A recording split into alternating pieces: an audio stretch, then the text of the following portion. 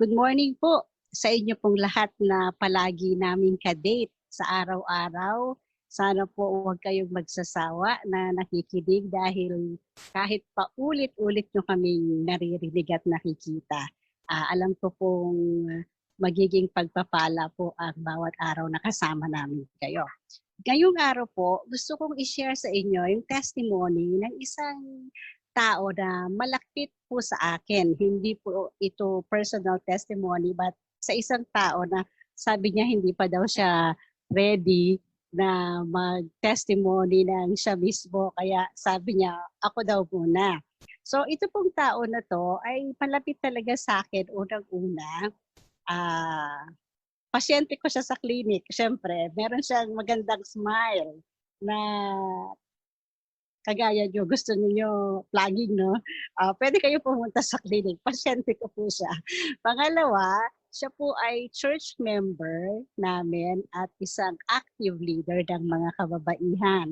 At pangatlo po, siya yung naging daan para makapasok ang asawa ko sa government, as a government employee. We are in constant communication. Araw-araw yan.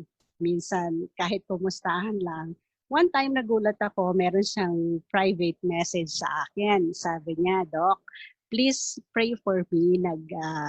Positive ako sa rapid test and then that time agad nag-swab test siya at talagang positive. Nagulat siya kasi asymptomatic siya. Sabi niya, malakas ako. Nasa ano po siya pwede i-consider na frontliner pero dahil po sa age niya, hindi pa naman siya senior pero sila yung mga hindi na pinapasok, work from home. Kaya wala siyang saan ko nakuha yung virus. Yun ang tanong niya. So, from that time na nag-message siya sa akin, kahit na sa church alam, kaya nasa prayer list namin siya. Pero kahit na every time na pinagpe-pray namin siya, parang hindi ako mapakali. Sabi ko, I need to share kung makakatulong sa kanya yung pure tear natin. So, one time talagang kinausap ko siya, sabi ko, i-try mo. Nagulat ako dahil yung pagkaka-explain ko sa kanya, sabi niya agad, sige Doc, bigyan mo ko. Sabi niya. Tapos nung sinabi ko yung presyo, talagang sabi niya, Doc, wala akong ganyang amount na pera. Pero dahil I trust the product, sabi niya gano'n, gagawan ko ng paraan. So, para lang po dun sa history ng kanyang swab test, nung May 11, doon siya nag-rapid test. Immediately nag-swab test siya. May 27, nag-second swab test siya. June 1, tsaka ko palang ibinigay yung product sa kanya. So from that day, ang sabi ko, mag-take ka ng 9 cups, 3 sa umaga, 3 sa tanghali, 3 sa gabi for 1 week po yun, sabi ko sa kanya. Kasi mga June 10 or 11, sabi niya mag-take siya ulit ng pangatlong test niya.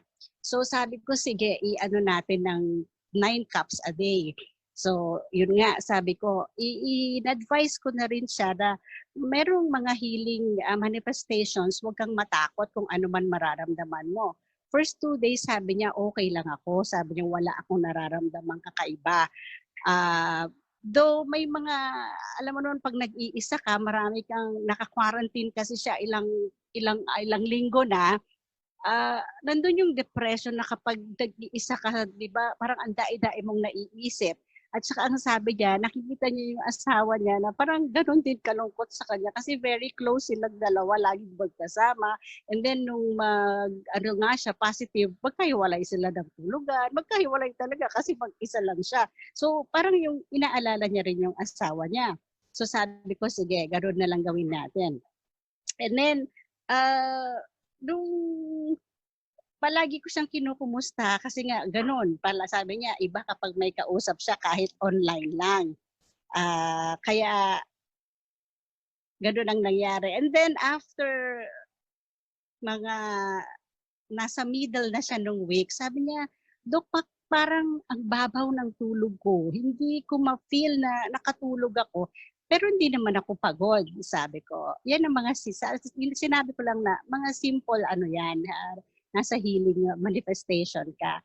Tapos after ng mga 5 days, yung 1 week na sabi niya, Dok, ang sarap na ng tulog ko. Parang kampante na ako. Sabi ko, sige, mag-ready ka na sa yung pang third test. So, June 11 nung ma-test siya. So, talagang excited ako. Sabi ko, hihintayin ko kung ano yung magiging result. June 15, nung bigla akong naka-text, naka-receive ng message sa kanya na sabi niya, Doc, na-release na yung aking result, nag-negative na yung aking result. So, Sir Glenn, pakita natin yung ating mga, yan po siya. And then, nung pagkasabi niya sa akin na, Doc, nag-negative na ako. Ito po, from St. Luke's, meron na siyang certificate. Medical City, meron na po siyang certification na siya ay free na from the virus. Salamat po sa Panginoon dahil ginamit niya ang 4th year para po sa kagalingan ni Ate Cherry. Ayan po yung kanyang dates.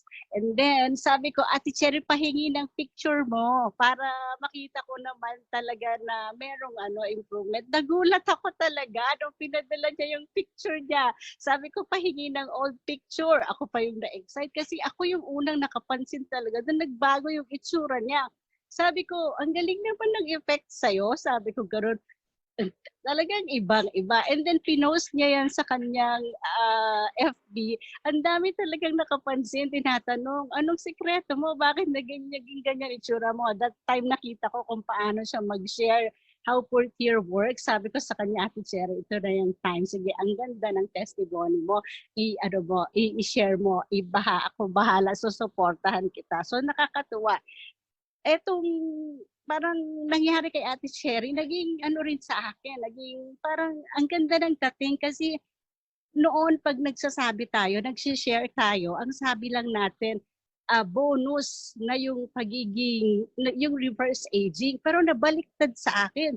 Sabi ko parang hindi siya bonus. Alam niyo kung bakit?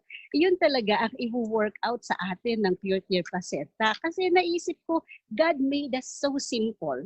Alam mo yun, the best thing is to go back to basic and look at how our body functions and maintains itself.